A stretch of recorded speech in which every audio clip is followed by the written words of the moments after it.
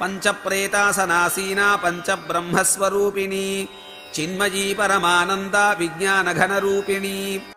పంచప్రేతాసనాసీన పంచప్రేతాలైన బ్రహ్మ, విష్ణు, రుద్ర, ఈశ్వర సదాశివులను ఆసనముగా కలిగి ఆసీనులైనది. ప్ర ఈత ప్రేత అని విడదీస్తే అసలైన శాస్త్రార్థం వస్తుంది. ప్ర అంటే చక్కగా, ఈత అంటే వెళ్ళిపోయినది, చక్కగా వెళ్ళిపోయినది అంటే పరలోకానికి అని ఒక అర్థం. చక్కగా పంచభూతాల్లోకి అంటే పదార్థంలోకి వెళ్ళిపోయినది అని రెండో అర్థం. ఇలా పంచభూతాలలోకి వెళ్ళిపోగలిగే ద్రవ్యాన్ని ఆసనముగా చేసుకొని కూర్చుని ఉన్నది అంటే పంచభూతాలలో అధివసించి ఉన్నది అని అర్థం. పంచభూతాలకు పంచబ్రహ్మలైన బ్రహ్మ, విష్ణు, రుద్ర, ఈశ్వర, సదాశివులు అధిపతులు. వీరి శక్తి క్షీణించినప్పుడు వీరు కూడా పంచభూతాలలోకి లీనమైపోతారు. మొదటి నలుగురు 4 కోళ్లగాను, సదాశివుడు పర్యంకంగాను ఏర్పాటైన మంచం మీద అమ్మవారు ఆసీనురాలై ఉంటుంది. పంచబ్రహ్మ స్వరూపిణి పంచబ్రహ్మలైన సద్యోజాత, అఘోర, వామదేవ, తత్పురుష, ఈశాన స్వరూపమైనది. త్రిపుర సిద్ధాంతం ప్రకారం మాయ యొక్క ఆట ద్వారా బ్రహ్మ, విష్ణు, రుద్ర, ఈశ్వరుడు మరియు సదాశివుడు అన్న పంచబ్రహ్మలు అవుతారు. బ్రహ్మం 5 రూపాల్లో ఉంటుంది. అవి ఈశాన, తత్పురుష, అఘోర, వామదేవ మరియు సద్యోజాత. ఇవి అన్నీ ఆ పరాశక్తి అయిన అమ్మవారి రూపాలే. చిన్మయి జ్ఞానముతో నిండినది. చిత్ అనేది సూక్ష్మశక్తి. అంతటా ఈ చిత్ శక్తి నిండి ఉంటుంది. ఉపాసకుని వాణి సాధనా శక్తిని బట్టి ఈ చిత్ శక్తి లభిస్తుంది. సాధన ద్వారా పొందబడిన అంతటా నిండి ఉన్న ఆ చిత్ శక్తికి తరువు ఉండదు. ఇలా అంతటా నిండి ఉన్న చిత్ శక్తియే అమ్మవారు. అట్టి అమ్మవారిని చిన్మయి అన్నారు. పరమానంద బ్రహ్మానంద స్వరూపము లేక నిరపేక్షకానంద రూపము. నేను అనే అయ్యవారిలో లీనమై ఉండే జ్ఞానం అనే అమ్మవారిని పరమానంద అంటారు. ఈ స్థితిని ముక్తి లేదా మోక్షము లేదా తైత్తిరీయోపనిషత్తులో ఆనందవల్లిలో చెప్పిన పరాకాష్ఠ ఆనంద స్థితి అయిన బ్రహ్మానంద స్థితి అంటారు. ఇలాంటి బ్రహ్మానంద స్థితులు మనకు అప్పుడప్పుడు లభ్యమవుతూనే ఉంటాయి. కానీ అవి అలాంటివి అని మనం గమనించం అంతే. నిరపేక్ష నిరతిశయానంద రూపము అని ఈ నామానికి అర్థం. విజ్ఞాన ఘన రూపిణి విజ్ఞానము, స్థిరత్వము పొందిన రూపము గలది. మూర్తిభవించిన విజ్ఞానమే అమ్మవారు. సృష్టిలోని అన్ని వస్తువులకు, జీవరాశులకు సంబంధించిన లక్షణములు మరియు రూప సంబంధ విషయాల జ్ఞానము మొత్తం అమ్మవారి వద్ద ఉంటుంది. ఆ జ్ఞానముతోనే అమ్మవారు సృష్టి నిర్మాణము చేస్తుంది. కాబట్టి అమ్మవారు విజ్ఞాన ఘన రూపిణి, సమస్త విజ్ఞాన ఘన రూపం చెందిన సృష్టి స్వరూపిణి అని ఈ నామానికి అర్థం. పంచప్రేతాసనాసీనా పంచబ్రహ్మస్వరూపిణి చిన్మయీ పరమానంద విజ్ఞానఘనరూపిణి.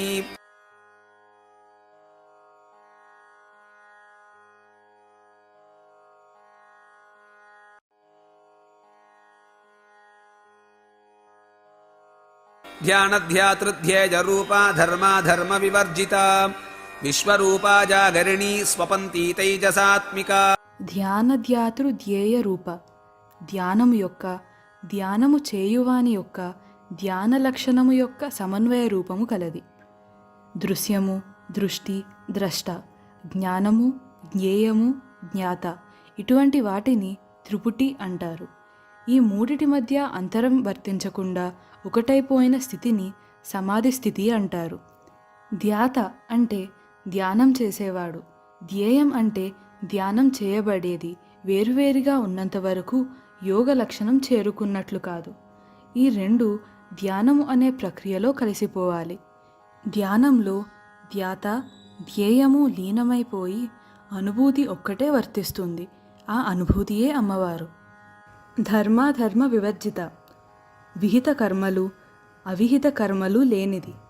మంచి చెడ్డలు, ధర్మాధర్మాలు, అనుకూల ప్రతికూలాలు, కలిసి రావడం కలిసి రాకపోవడాలు ఇవన్నీ మన దృక్పథాన్ని బట్టి, మన మనోవాంఛితాలను బట్టి, మనం కట్టుదిట్టం చేసిన చట్టాలను బట్టి ఉంటాయి. కానీ అసలు విశ్వంలో ఏది జరగాలో, ఎలా జరగాలో, ఏ ఫలితం రావాలో అన్న వాటిని అనుసరించి ఉండవు.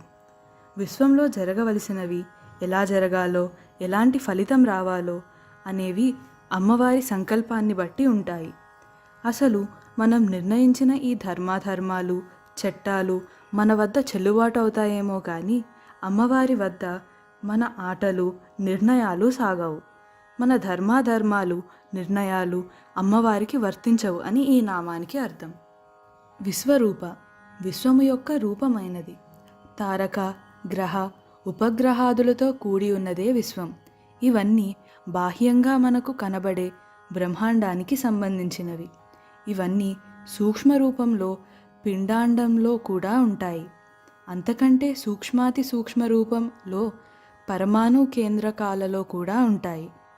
ఈ విధమైన స్థూల, సూక్ష్మ రూపాలలో ఉన్న సమస్తము ఈ విశ్వమే అవుతుంది. ఆ విశ్వమే అమ్మవారి రూపం. రెండిటికి భేదం లేదు. అమ్మవారిని చూడాలన్నా, అర్థం చేసుకోవాలన్నా విశ్వాన్ని బాగా అవగాహన చేసుకోవాలి. జాగరిణి, జాగ్రత్తావస్థను సూచించున్నది. విశ్వంలో తిరిగే జీవుల మెలకువ స్థితిని సూచించే అమ్మవారి నామం జాగరిణి. జాగ్రత్తావస్థలో ఉండే జీవునికి సర్వేంద్రియ జ్ఞానం ఉంటుంది. కాబట్టి స్థూల శరీర వ్యవహారాలన్నీ నిర్వర్తింపబడుతున్నట్లు తెలుస్తుంది. ఇలా తెలియడానికి కారణమైన జ్ఞానాన్ని సూచించే అమ్మవారి పేరు జాగరిణి. జాగ్రత్తావస్థను సూచించున్నది అని ఈ నామానికి అర్థం. స్వపంతి, స్వప్నావస్థను సూచించున్నది. కలను కంటున్నప్పుడు జీవునికి పంచేంద్రియాలు పనిచేయకపోయినా అవి నిర్వర్తించవలసిన పని కూడా మనస్సే చేస్తుంది. స్వప్నంలో చూడబడే దృశ్యాలు, సన్నివేశాలు, సంఘటనలు, వస్తువులు, వ్యక్తులు అన్నీ కలలు గంటున్న జీవ మనస్సుతోనే చేయబడి ఉంటాయి. కాబట్టి ఈ స్వప్నికాలోకం సూక్ష్మమైనదే కానీ స్థూలమైనది కాదు. ఈ స్వప్నావస్థలో ఉండే జీవుని సూచించే అమ్మవారి నామాన్ని స్వపంతి అంటారు. స్వప్నావస్థను సూచించున్నది అని ఈ నామానికి అర్థం. తైజసాత్మిక, తేజస్సు వంటి సూక్ష్మ స్వప్నావస్థకు అధిష్టాత్రి. స్వప్నావస్థలో ఉండే జీవుని యొక్క సూక్ష్మలోక స్థితిని సూచించే అమ్మవారి నామాన్ని తైజసాత్మిక అంటారు.